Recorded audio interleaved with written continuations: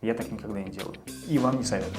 Если вы у себя в квартире делаете двери скрытого монтажа, то есть двери без наличников, то подумайте заранее, какие у вас будут плинтуса.